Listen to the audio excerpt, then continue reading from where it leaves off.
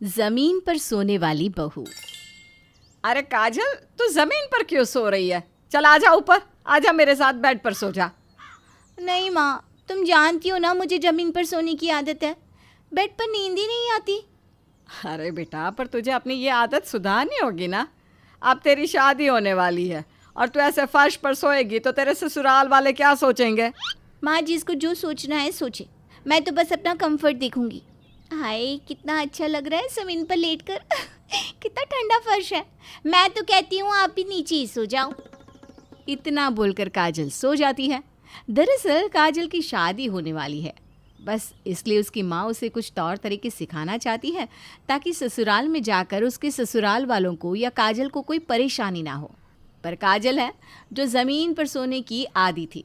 अब बहुत जल्द काजल की शादी हो जाती है और शादी वाली रात काजल अपने पति विक्रम के साथ नहीं सोती पर ज़मीन पर जाकर लेट जाती है।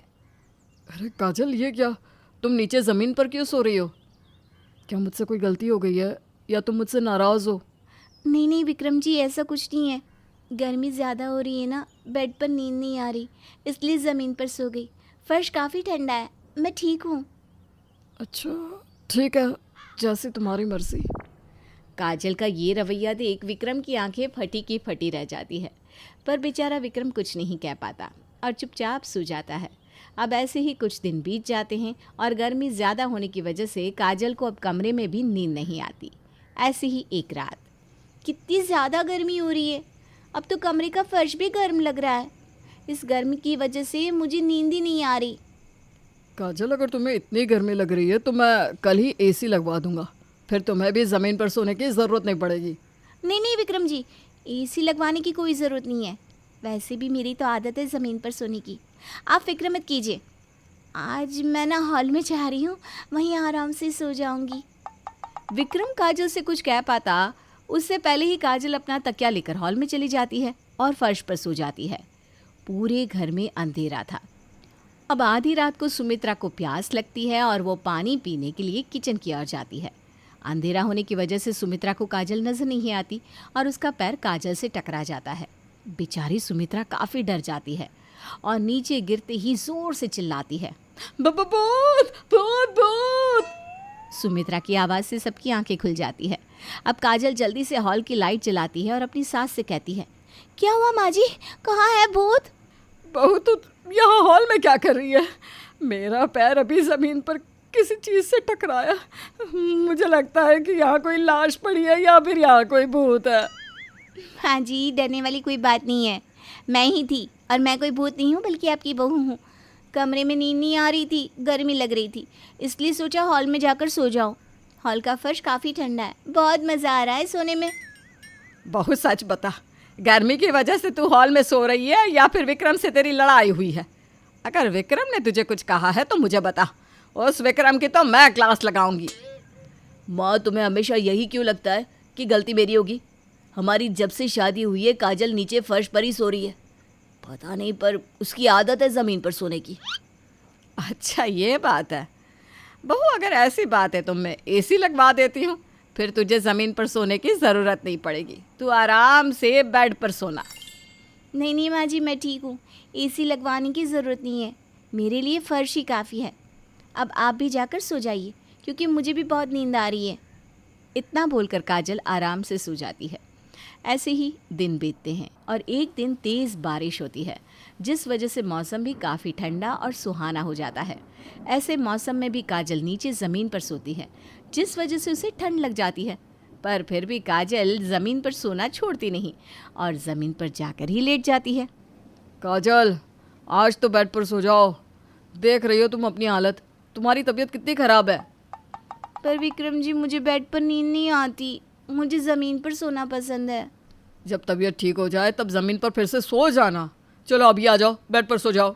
मैं ठीक हूँ ना, मेरी फिक्र मत कीजिए, आप आराम से सो जाइए। विक्रम के बार बार कहने पर भी काजल अपनी मनमानी नहीं छोड़ती और ज़मीन पर फिर से सो जाती है, जिस वजह से काजल की तबीयत पहले से भी ज़्यादा बिगड़ जाती है। बहू, ये तेरी कैसी जिद है? तेरे ज़मीन पर सोने की वजह से हमें परेशानी हो रही है।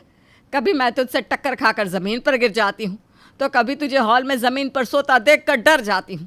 और आज तो तेरी तबीयत इतनी खराब हो चुकी है, भगवान ना करे अगर तुझे कुछ हो गया तो तेरी माँ तो हम पर चढ़ जाएगी, कहेगी हमने तेरा ख्याल नहीं रखा। ठीक है माँ जी, मैं बेड पर सो जाऊंगी। अब सुमित्रा के कहने पर काजल मान जाती है और बेड पर सोने के लिए जाती है। बेड पर सोने के बाद भी उसे फर्श की बहुत याद आती है और वो नींद में बड़बड़ाने लगती है। मेरा फर्श, मुझे तुम्हारी बहुत याद आ रही है, बस मुझे जल्दी से ठीक हो जाने दो, एक बार फिर मैं तुम्हारे पास आ जाऊंगी। माँ लगता है बुखार सर पर चढ़ गया है, तभी तो ये पागल हो रही है। अरे बुखार सर पर नहीं चढ़ा है, ज़मीन पर सोने की आदत इसके सर पर चढ़कर बोल रही है। एक बार इसे ठीक हो जाने दे, इससे बेड से ना बांध दिया ना तो मेरा नाम भी सुमित्रा नहीं। अब सुमित्रा भी ठान लेती है कि वो अपनी बहू की ज़मीन पर सोने की आदत खत्म करके ही रहेगी। तो वहीं दूसरी ओर काजल भी ठीक होने के लिए समय पर दवाई ले रही थी। अब बहुत जल्द काजल पूरी तरह से ठीक हो जाती है और ठीक होती ही ज़मीन पर सोने चली जाती है।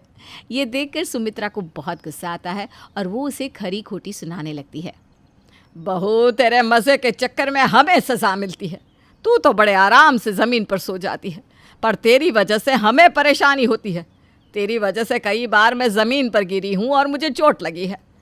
बुढ़ापे की चोट ज़िंदगी भर नहीं जाती, और अभी अभी तेरे पीछे इतने पैसे खर्च किए हैं, इसीलिए ताकि तू दोबारा ज़मीन पर सोकर अपनी तबीयत खराब कर ले। माँ जी, मेरी वजह से अब आपको कोई परेशानी नहीं होगी, क्योंकि अब मैं अपने कमरे में सोऊंगी, वो भी नीचे बिस्तर लगाकर। विक्रम जी, अब मेरी तबीयत भी खराब नहीं होगी, इसलिए आप भी फिक्र मत करना। अपनी सास के ताने सुनने के बाद भी काजल अपनी हरकतों से बाज नहीं आती। अब इसी तरह से एक हफ्ता बीत जाता है और घर में सुमित्रा की बहन आती है, और जब वो काजल को नीचे ज़मीन पर सोता देखती है, उसकी दिमाग में तरह तरह के ख्याल पकने लगते हैं। सुमित्रा, मुझे लग रहा है तेरे बेटे बहू के बीच कुछ ठीक नहीं चल रहा। आज जब मैं तेरी बहू के कमरे में जा रही थी तो मैंने देखा तेरी बहू तो नीचे ज़मीन पर सोई है। अरे नहीं जीजी, ऐसा कुछ नहीं है। मेरी बहू को ना बस ज़मीन पर सोने की आदत है। सच पता लगने पर भी उसको सुमित्रा की बातों पर यकीन नहीं था। वो फ़ोन करके धीरे धीरे इस बात को फैला देती है। अब सुमित्रा के सभी घर वाले और आस पड़ोस को पता चल जाता है कि काजल नीचे ज़मीन पर सोती है। अब इस वजह से उन सब के अंदर गलतफहमी पैदा हो जाती है और वो लोग आकर सुमित्रा को नसीहत देने लगते हैं। सुमित्रा बहन, हम समझ सकते हैं। अरे जब तुम सबको इतनी परेशानी हो रही है तो अपने बेटे से बोलो ना, वो तुम्हारी बहू को तलाक दे दे। ऐसे रिश्ते ना ज़्यादा लंबे समय तक नहीं चलते। अब सुमित्रा किस किस का मुंह बंद करवाती, इसलिए वो इस बारे में अपनी बहू से बात करती है। बहू, तेरे ज़मीन पर सोने की वजह से मुझे क्या क्या नहीं सुनना पड़ रहा। अब तो तेरे कलेजे को ठंडक मिल गई ना। अपनी सास की ये बात सुनकर पहली बार काजल को बुरा लगता है, क्योंकि इस बार पानी सर से ऊपर जा चुका था। अब काजल खुद सबसे आकर अपनी इस हरकत के लिए माफ़ी मांगती है और ज़मीन पर सोना बंद कर देती है।